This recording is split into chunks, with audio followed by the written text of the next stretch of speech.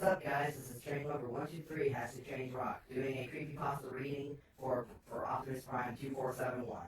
Now, we're entering familiar territory with a Lost Thomas Tank Engine episode CreepyPasta, and this story is called The BrakeVan, and it goes like this. I am an avid lover of Thomas Tank Engine, so you can only imagine my excitement when I found a DVD of the show I had never seen before at a rare DVD and VHS store. It was simply entitled The BrakeVan. Naturally, I picked it up. When the man at the checkout counter saw what I had picked up, his mouth fell open. Why are you getting that one? He asked in fright. I'm the avid lover of the show, I replied. He said, ugh, very well. Watch your own rest, though. I arrived home and popped the disc in my DVD player. There was no menu. It cut straight to the episode. The normal opening segment started, but everything seemed tinted red, and there was no sign of a famous logo for the series, and there was a bit of static. Chalking it up to nothing more than animation errors, I kept on watching. Then it cut to the episode. The narrator was like nothing I'd ever heard before. Was that a German accent? Anyways, the episode started with the narrator saying that it was a normal day on the island of Sodor.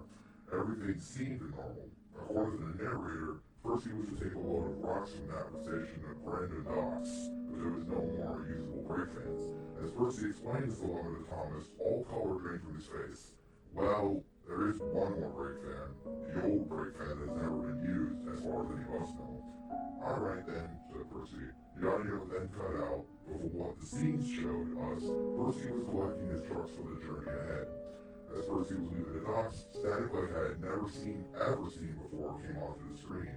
It continued this way for about 25 seconds, then it cut to the top of Gordon's Hill. Percy was attempting to pin down his brakes, but the trucks were starting to push him down the hill. Typical troublesome trucks. Percy tried with all his might to apply his brakes, but to no avail. This is where things get very scary. The next shot is of the BrakeVan, with cuts all over his face and a mouth stitched in a smile. Music is playing in reverse and static is flashing on and off the screen in 3-second increments. The next shot is of Percy hitting a large rock, but still applying his brakes into a large cluster of shrubbery. Then he came off the rails, and thanks to sparks from his funnel, his wooden brakes and the shrubbery caught ablaze, with Percy screaming in a more realistic voice for help, and what we can only assume is the BrakeVan telling him there is no hope for him, and, well, you can guess. The last shot of the episode is Percy's blackened body for 10 seconds, and then Percy's sad face with no eyes and blood tears. The end? Question mark.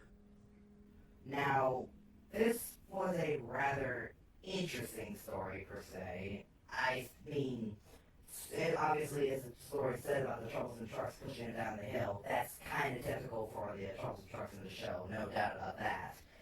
But it kind of did seem normal, and besides, of any creepypasta that I've ever read, there's always the saying, never trust a DVD or CD disc that either has black marker writing on it, or is something that the clerk at the counter says, I dare you not, I want to watch it if I were you, or even why would you get that? That's kind of the point of why it's not why. That's kind of the person trying to tell you this is something that has a dark story, and I don't recommend you see it, per se. But anyway, but my thoughts and opinion, I think it was a pretty interesting story. It almost felt like a real actual DVD.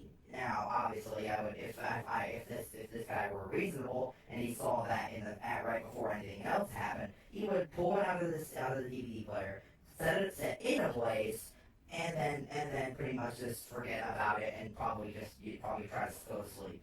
Although going to sleep doesn't work either in some creepypastas. But anyway, this has been TrainLover123 #ChangeRock, doing narration for Optimus